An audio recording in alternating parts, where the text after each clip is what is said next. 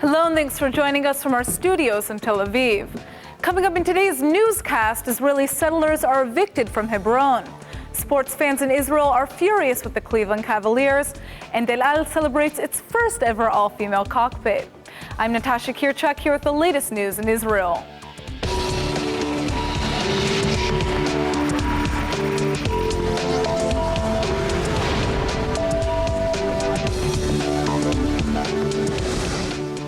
Netanyahu's government coalition is under fire after IDF troops forcibly removed Jewish settlers from buildings they claim to have purchased in Hebron. About 80 settlers were removed from the buildings on Friday morning, less than 24 hours after moving in on Thursday. Right-wing lawmakers say they will withhold support for the government unless the settlers are allowed to return to the buildings. Defense Minister Moshe Ya'alon is taking heat for ordering the settlers to leave, after declaring that they were trespassers who had not complied with the law. But Prime Minister Netanyahu has shown support for Ya'alon, saying that the settlers will be allowed to return to their building after they receive all permits required by law. הממשלה תומכת בהתיישבות בכל עת, בייחוד בימים הללו שבהן היא נתונה מול מתקפת טרור, מתייצבת בנחישות ובאומץ לב מול פיגועי טרור. באותה נשימה אנחנו מדינת חוק ועלינו לכבד את שלטון החוק. ברגע שיאושרו תהליכי הרכישה, אנחנו נאפשר את אכלוס שני הבתים בחברון. Netanyahu's coalition commands only a thin 61-seat majority in the 120-seat Knesset. Now, lawmakers from Habayit Yehudi and the Likud party itself are threatening to boycott votes and strip the coalition of its majority if the decision is not reversed. Settlers also continue to condemn Ya'alon's decision. הרבה זמן שלא מתגוררים פה יהודים, זכינו להמשיך את ההתיישבות היהודית בחברון, קנינו בתים כחוק וחזרנו לפה. אנחנו כבר כמה חודשים סופגים דקירות, ירי, הרוגים, פצועים, בלי סוף ניסיונות, ויום אחד כשאנחנו נכנסים כחוק לבית על מנת שיגורו פה יהודים, שיפסק כל גל הטרור הזה, אז פתאום שר הביטחון שלנו מתעורר ויודע לפעול מולנו. The Israeli army is set to reduce the size of its closed military areas in the Jordan Valley and allow former Palestinian landowners to farm the land once again. The 14 plots of West Bank land belong to Palestinians, but have most recently been worked by Israeli settlers living in the area. The land in question was cordoned off by the army in the 1967 war due to security concerns. The former Palestinian landowners are currently barred from entering the 1,200 acres of land, which are located between the border fence and the Jordan River. Several landowners recently petitioned the High Court to be allowed to return to their plot. The state has responded by indicating that the closed military zones will be removed, and the plots will be returned to their original owners. The NBA's Cleveland Cavaliers have lost a whole lot of fans in Israel after saying goodbye to coach David Blatt. The Cavs fired Israeli coach David Blatt on Friday, despite being in first place in the Eastern Conference. The second-year coach led Cleveland to the finals a year ago, but there were reportedly some tensions between Blatt and the Cavs superstar LeBron James. Israelis took the news personally, with commentators lambasting the Cavaliers and their perceived cold-hearted send-off to the much-admired Israeli mentor.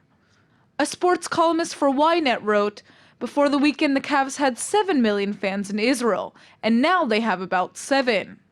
Israeli sports fans are furious. And if you're wondering how the Cavs did last night in their first game without Blatt, they lost to the Chicago Bulls." The Israeli government has announced a new plan to improve the work status of Ethiopian immigrants throughout the country. The $14 million plan will provide job training and academic programs for Ethiopian Israelis. It will also offer grants to employees for hiring workers of Ethiopian descent. The new initiative will be carried out over the course of the next 4 years and aims to enhance the skills of at least 3,600 Ethiopian descent youths and adults. It should enable Ethiopian Israelis to access better jobs in Israel's high-tech economy. About 21% of Ethiopian Israelis are found to be in the top levels of the labor market. The new government plan is seeking to close that gap. Either way, Ethiopian Israelis have made great progress over the past 2 decades in Israel, with a 72% employment rate that is only slightly lower than that of the rest of the population. For the first time ever, an Israeli will be getting Spanish citizenship after tracing his ancestry back to the 15th century Spanish Inquisition. A new law was recently passed in Spain, allowing descendants of Jews forced out during the Inquisition to take up dual citizenship. It turns out 40-year-old Yossi Ben Naim is the first Israeli to complete the application process to get his Spanish passport. With the help of the World Sephardic Union NGO, the Haifa resident traced his history back to the 15th century. Ben Naim created a detailed report of his genealogy, discovering family documents from Spain along the way. This week, Ben Naim completed the final step of the affair by successfully passing a Spanish language and culture exam to prove his connection to Spain. It looks like El Al has made history. Israel's flagship airline made its first ever flight with an all-woman cockpit. 2 female pilots flew passengers from Tel Aviv to Larnaca in Cyprus on Friday. Smadar Schechter and Mirav Schwartz were paired together through circumstance, and El Al was eager to mark this special occasion. Passengers on the flight were informed of the historic moment over the plane's intercom before takeoff, and the announcement was greeted with a wave of applause. While the event has made history in Israeli airlines, female pilots have been in Israel's Air Force for over 20 years. According to the Army, almost 40 women have received pilot's wings so far.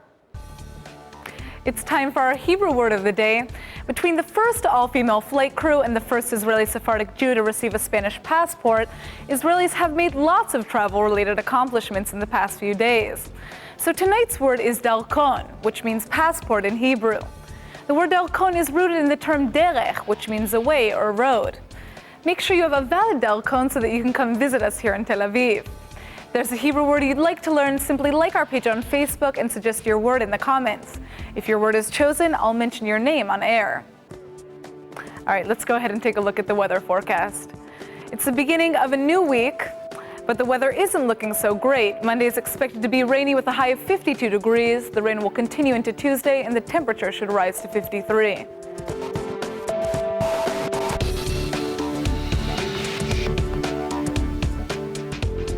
All right, everybody, that's it for today's news. Today's exchange rate is 3.98 shekels to the American dollar.